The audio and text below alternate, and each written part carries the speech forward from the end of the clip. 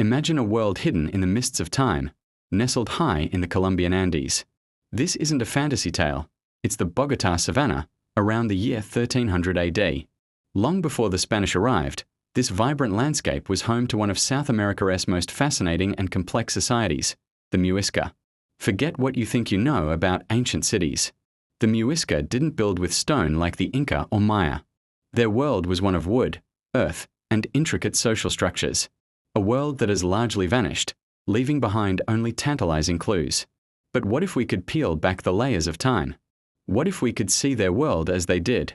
Using cutting-edge AI and the latest archaeological findings, we are about to embark on an unprecedented journey.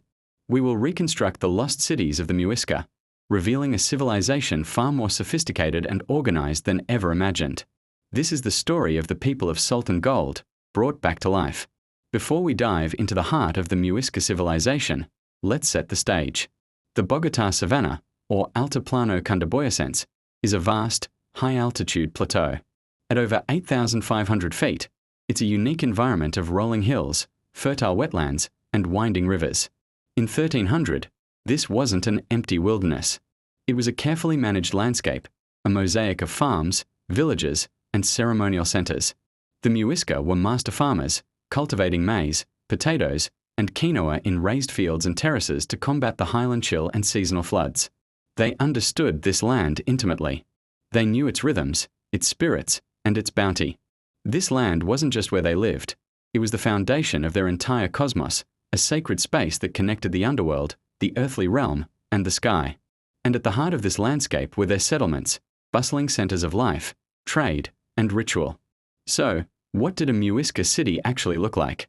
Now, let's move towards the center of the city. The pathways widen, leading us into a large, open plaza. This is the political and spiritual heart of the community. Here, the architecture changes. We see larger, more impressive structures. Dominating the plaza is the residence of the chief, or Zipa or Zak depending on the region. His compound is grander, enclosed by its own private palisade, a clear statement of his authority. The chief's house is significantly larger than the others, and perhaps decorated with painted geometric patterns or even thin sheets of gold. This wasn't just a home, it was the administrative center. It's here that the chief would meet with his council of elders, adjudicate disputes, and receive tribute from surrounding villages. Tribute would pour in cotton blankets, salt from the mines at Zipa, emeralds, and food. This plaza was the engine of the Muisca economy. Adjacent to the chief's compound, you would find another key area, the ceremonial sector. The Muisca were deeply religious, and their spiritual life was rich and complex. Here in the plaza, you'd find temples dedicated to their primary deities, like Su, the sun god, and Kia, the moon goddess. These temples, called gukas, were also constructed of wood and thatch, but they were often built on raised earthen mounds to elevate them above the rest of the settlement. Our AI shows these structures as being meticulously maintained. Inside, priests, known as zeks, would conduct rituals, interpret omens, and make offerings. These offerings could be food, textiles, or small gold figurines called tunjos. These tunjos weren't currency. They were physical prayers, representations of people or animals offered to the gods to ask for health, a good harvest, or victory. Let's talk about the population. For a long time, it was thought these settlements were small. But our AI model, combined with archaeological data on housing density, suggests something astounding. A major center like Bacatá, the precursor to modern Bogotá, or Hunza, today's Tunja, could have housed tens of thousands of people. These were not mere villages. They were bustling urban centers, some of the largest in the Americas at the time.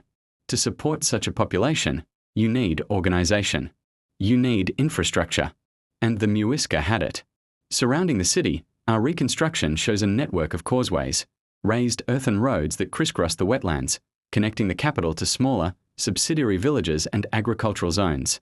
These weren't just paths, they were feats of engineering that allowed for year-round travel and transport of goods, facilitating a massive, interconnected network of trade and tribute. Trade was the lifeblood of the Muisca. While they had immense wealth in salt and emeralds, so they traded. Imagine the main plaza on a market day. It would be an explosion of sound, color, and energy. Merchants from the lowlands would arrive, their canoes pulled up on the banks of the nearby Bogotá River. They would lay out their wares, raw gold dust from the Magdalena River Valley, colorful feathers from the Amazon, and seashells from the Caribbean coast.